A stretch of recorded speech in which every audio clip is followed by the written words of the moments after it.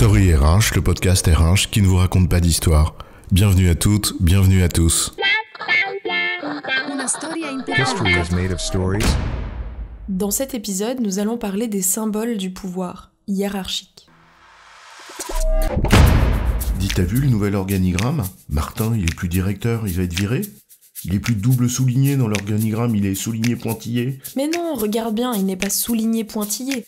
Il est souligné tireté. Il n'est plus directeur, t'as raison, il est adjoint.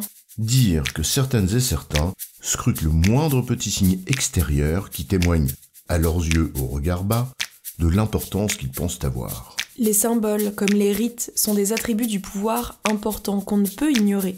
C'est vrai, mais quand même. Alors, les symboles du pouvoir hiérarchique, c'est quoi l'histoire ? Je me souviens d'une anecdote lorsque j'étais jeune consultant. En attendant dans le couloir, à côté du bureau de la personne qu'on allait visiter, mon chef se penche vers moi et me dit « La moquette est bien épaisse ici, c'est l'étage de la direction. » Il faut reconnaître qu'une moquette épaisse, c'est agréable. Ça chatouille tout doux sous les doigts de pied. Mais il paraît que les chefs ne se promènent pas forcément les pieds nus au bureau.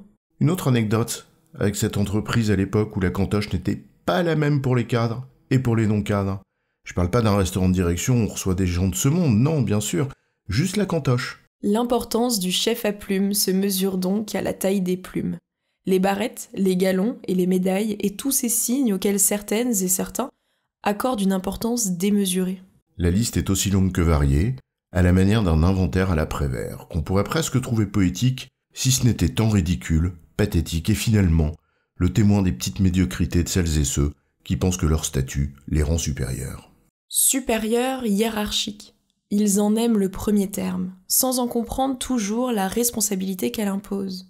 Et du premier terme, ils en veulent surtout les attributs, pour bien montrer aux autres, les inférieurs, que leur nom à eux est inscrit sur la porte de leur bureau. Pas comme ce bas peuple, les gens d'en bas qu'on loge dans les communs, les uns dans la fosse, quand les autres ne rêvent que de leur mausolée. Tu es important.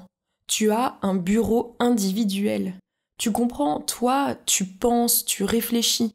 Tu as besoin de calme pour te concentrer et de confidentialité aussi. Parce que toi, tu traites des sujets aussi importants que confidentiels. Pas ceux d'en dessous. Allez hop, tout le monde dans la salle commune et que ça trime. Ici, c'était la surface du bureau, directement proportionnelle au statut hiérarchique. Le top du top, le bureau de ministre avec le fauteuil que tu règles dans tous les sens. Et moi j'adore jouer à bzzz, ça descend et zou, ça monte. Avec un bon salaire, moi ça peut m'occuper une bonne matinée de jouer avec ce truc. Il faut aussi une table, avec 2 ou 3 fauteuils bas pour recevoir, dans un coin cosy. Parce que quand on est important, on parle à voix basse. Peut-être est-ce pour cela que la moquette est épaisse, dans les couloirs feutrés du pouvoir, pour que les messes basses s'y éteignent en douceur, sans laisser de traces. Allez, encore une anecdote, celle du bureau de ce DRH d'une compagnie d'assurance. Dans son bureau parisien, d'une surface digne des grands appartements haussmanniens, il y avait des tapisseries.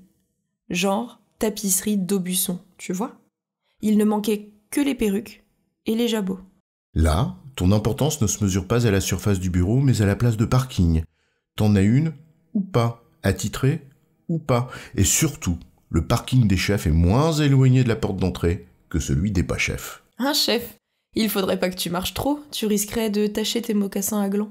On ne va pas parler des voitures de statut non plus, sinon on va pas en finir. Quand certains commencent à comparer la taille de leur bagnole de fonction, eh bien il ne leur manque plus que le concours de grosses montres au poignet, et on n'est pas loin de leur demander dans quel club ils jouent. Allez savoir où la vanité et la prétention vont se nicher. Allez savoir à l'aune de quoi on croit marquer son importance aux yeux des autres. Ah, ces gens qui veulent leur nom en tête de liste sur la première de couverture de l'ouvrage collectif parce que l'ordre alphabétique ne les valorise pas. Ce professeur d'université, par exemple, anecdote vécue, faisant graver même pas son nom, mais Monsieur le professeur Trucmuche, à l'arrière de la tablette que l'institution mettait à sa disposition. Ces autres professeurs qui ne sont pas venus à une réunion parce que le personnel administratif avait été invité et qu'ils ne se mélangent pas aux autres. Ceux qui font retirer tes ouvrages de la vitrine parce que tu n'es que prof associé. La taille de ton écran, celle de ton bureau, la proximité de la place de parking, l'épaisseur de la moquette, arriver en retard, en jetant un bonjour condescendant à la cantonade, J'en ai même vu qui laissaient une veste et la lumière allumée dans leur bureau, le soir, pour faire croire qu'ils travaillaient à pas d'heure. Bien sûr, les symboles ont une importance dans l'exercice du pouvoir, et on ne peut pas s'en affranchir. Un président qui arrive en tenue militaire sur le terrain ou un ministre en costume cravate et mocassin dans une ferme, ça ne renvoie pas la même image. Bien sûr, les rites et les symboles, les codes font partie de tout ça. Ils contribuent à une culture d'entreprise et ça touche un éventail important, de la tenue vestimentaire en passant par les locaux, leur aménagement jusqu'aux couleurs de l'organigramme. On doit évidemment en tenir compte. Parfois, adapter ses comportements à des rites collectifs pour faire partie de la famille. Dans certaines cultures, on porte du noir aux enterrements. Dans d'autres, c'est du blanc. Mais faire de ces petits signes extérieurs de pouvoir, des combats personnels, et y attacher tant d'importance, ça en dit long aussi sur ce qui nous importe. Alors avant de te préoccuper de tes plumes, comme un paon qui fait la roue, fais ton boulot. Assume les responsabilités qu'on te confie. Respecte celles et ceux avec qui tu travailles. Ça ne sera déjà pas si mal que ça. Peut-être même que tes compétences et les résultats que tu obtiens, la justesse de ta vision et la justice de tes décisions forceront le respect, humblement. En résumé, les symboles font partie d'une culture d'entreprise et exercer une responsabilité exige d'y être attentif, car ça renvoie des messages et c'est interprété de fait. Mais ça ne signifie pas, pour autant, d'attacher une importance inappropriée aux signes extérieurs de pouvoir. J'ai bon, chef ? Oui, tu as bon, mais on va pas en faire toute une histoire.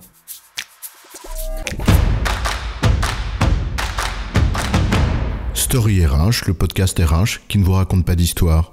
Retrouvez tous les épisodes sur storyrh.fr.